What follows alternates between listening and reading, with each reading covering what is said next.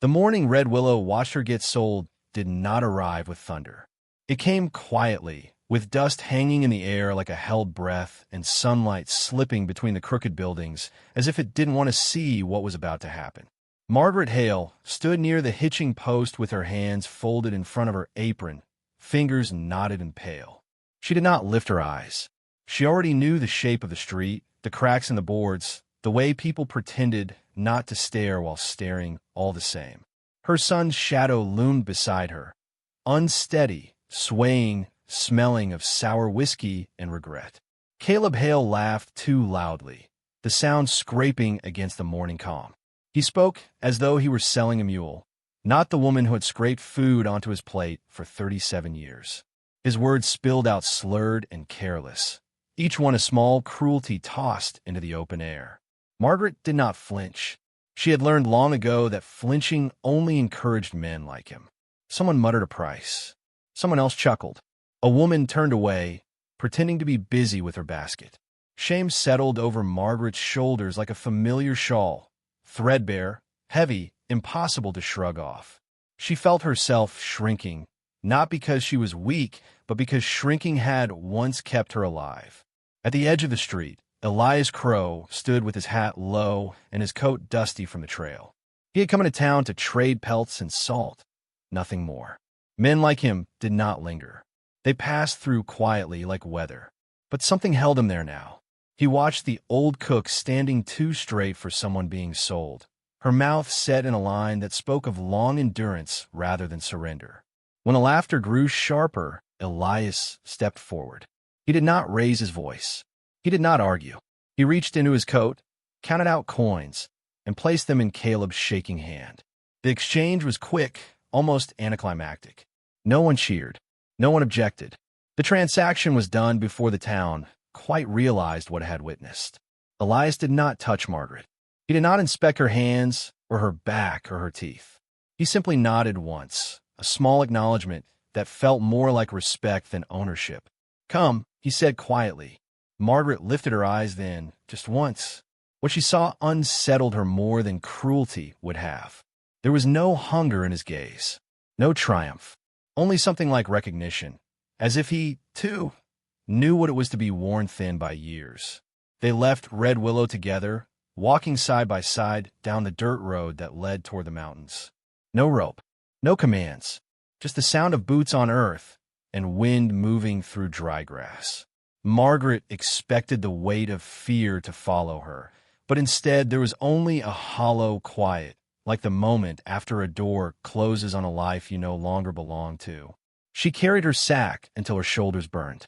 Elias said nothing at first, then reached over and lifted it from her hands as though it were the most natural thing in the world. She almost protested. Almost. Habit urged her to refuse kindness, to prove she was still useful. But the words stayed lodged in her throat. The cabin sat nestled among pine and stone, sturdy and plain. Smoke curled gently from the chimney.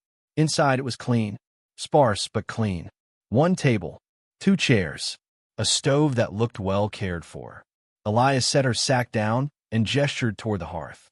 "Sit," he said. She waited for instructions that did not come.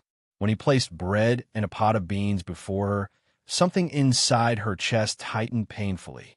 She had cooked 1,000 meals without ever being offered the first bite. She ate slowly, afraid the moment would vanish if she moved too quickly.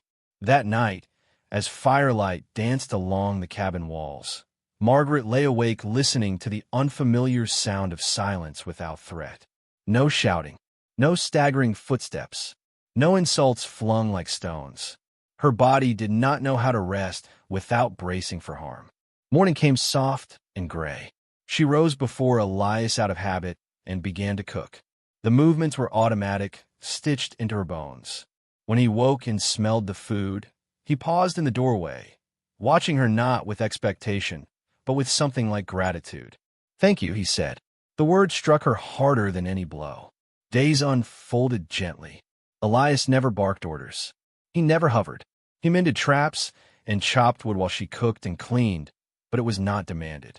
When she tried to do more than her strength allowed, he quietly stepped in, as if protecting her pride along with her body.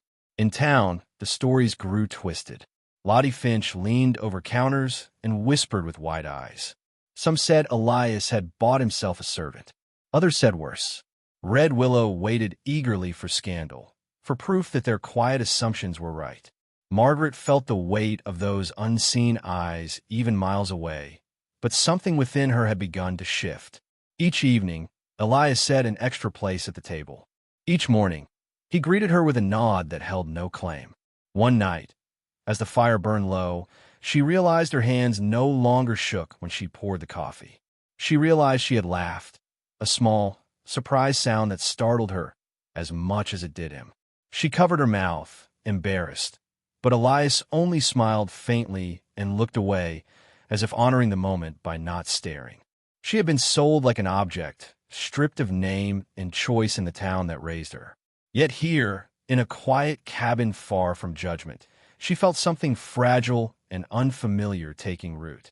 For the first time in years, Margaret Hale felt seen, not as a burden, not as a bargain, but as a human being whose life was not yet finished. The days did not announce their passing. They slipped by on soft feet, marked only by the rhythm of work and the slow thaw of something long frozen inside Margaret Hale. Morning light spilled through the cabin window, catching dust in the air like floating embers.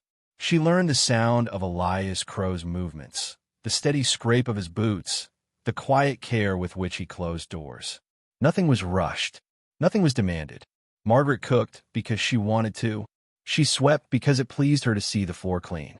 Elias never corrected her, never reminded her of why she was there.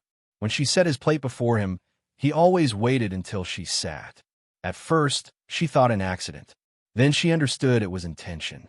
Her back straightened a little more each day. She began humming while she worked, low and tuneless, a sound she hadn't trusted herself to make in years. Once she caught her reflection in the tin pan, older, yes, but no longer bowed. That night, Elias brought in a chair he'd been mending and set it beside the table. "For you," he said simply. Something warm and aching spread through her chest. Not love, not yet, but belonging. Word from Red Willow reached them on the wind. Elias returned from town quieter than usual one afternoon, jaw set beneath his beard. He did not repeat the gossip, but Margaret could feel it pressing in all the same. Shame had taught her to listen for trouble before it arrived. It came at dusk, carried on unsteady footsteps and the smell of whiskey. Caleb staggered into the clearing, anger clinging to him like sweat. He sneered when he saw the cabin, the smoke curling from the chimney, the life unfolding without him. His words were sharp and careless, cutting old wounds open without hesitation. "You owe me," he slurred, pointing at Margaret. "I could take you back." Her body froze. The past rose up fast and choking, years of swallowing pain because it was easier than fighting. She waited for Elias to speak, to intervene, to claim her as his. He didn't. He stepped aside, and in that space, Margaret found her voice. It came out quiet, but it did not waver. She told Caleb she would not go. She told him she was done being traded, done being broken to keep others standing. Each word felt like setting down a burden she had carried too long. Caleb laughed at first. Then he saw her eyes, steady, clear, and something in him faltered. Elias stood behind her then, not touching her, not looming, just present, unmovable. Caleb left the way he had come, smaller somehow, his anger dissolving into the trees. That night, Margaret wept by the fire, not from fear, but release. Elias placed a blanket over her shoulders, his hand resting there only a moment before he withdrew, as if trusting her strength more than his protection. When they returned to Red Willow weeks later, they did not hide. Margaret walked beside Elias through the town that had once stripped her of worth. Heads turned, whispers followed, but she did not lower her gaze. She cooked for the town gathering that evening, not because she was owned, but because she chose to share what she loved. The food was simple and good. People tasted it and fell silent. Lottie Finch had nothing to say. As the sun dipped low, Elias spoke to Margaret by the wagon. He told her she could stay as long as she wished, or go if she wanted more than mountains and quiet. Margaret looked at the sky, then at the man who had never once claimed her, as anything but herself. "I'm home," she said. "If this story lingers with you, let it be for this reason. Life does not end when the world decides your value. Sometimes it begins the moment one soul treats you gently enough to remind you of your own. Dignity can be restored. Love can arrive softly, and it is never too late to become whole."